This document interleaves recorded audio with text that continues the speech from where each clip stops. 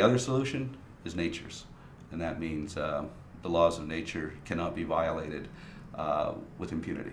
There's four basic laws of nature. One, the law of diversity, that the strength of an ecosystem is dependent upon diversity of species within it. Two, the law of interdependence, that those species are interdependent with each other. Three, the law that there's a limit to ecological niches that can be filled by various species. And four, the law of finite growth, that there's a limit to carrying capacity. Any species that lives outside those laws will go extinct. Always has, always will. We haven't even been around very long. We're the only last surviving species of hominid. All the other ones have gone extinct. So we're not doing a very good job. And the problem is that we forget what this is. We're on a spaceship. The Earth is a spaceship traveling through the universe. And it's got a life support system. And that life support system is the biosphere. And we're just passengers. The crew that run this ship, they're more important than we are. And that's the bacteria, the insects, the worms, the fishes. Those creatures that make up and are the custodians of the planet. I mean, 2 years ago, everybody got really upset because of an essay I wrote, where I said earthworms are more important than people. And people said, how can you possibly say something so outrageous? That's just ridiculous to say earthworms are more important than people. How could you say that? Well, my answer to that is I said it because it's true.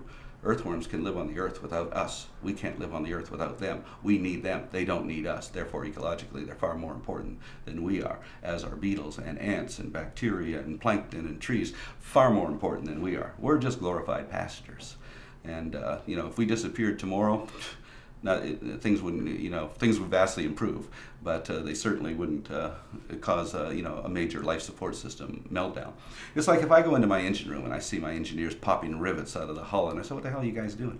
"Oh, when we get back to port, we get $1 apiece for these things. I've got family to feed and everything like this. It's a good economic thing, I said, "Oh, really? Well, geez, count me in for some of that, If I was an irresponsible captain, as our prime ministers and presidents are all irresponsible captains of ships of state. But they're going to pull one rivet out too many, the hull's going to collapse, and the ship's going to sink, and everybody's going to die. If you look at every species as a rivet in the hull of the biosphere, we're going to pop one too many, and the whole thing's going to collapse. But the problem is that all of our governments and systems are run by rivet poppers. They're either rivet poppers that have been supported by corporations, or they're dictators who are rivet poppers. Everybody's got their finger in the pie, and they really don't care too much about the future.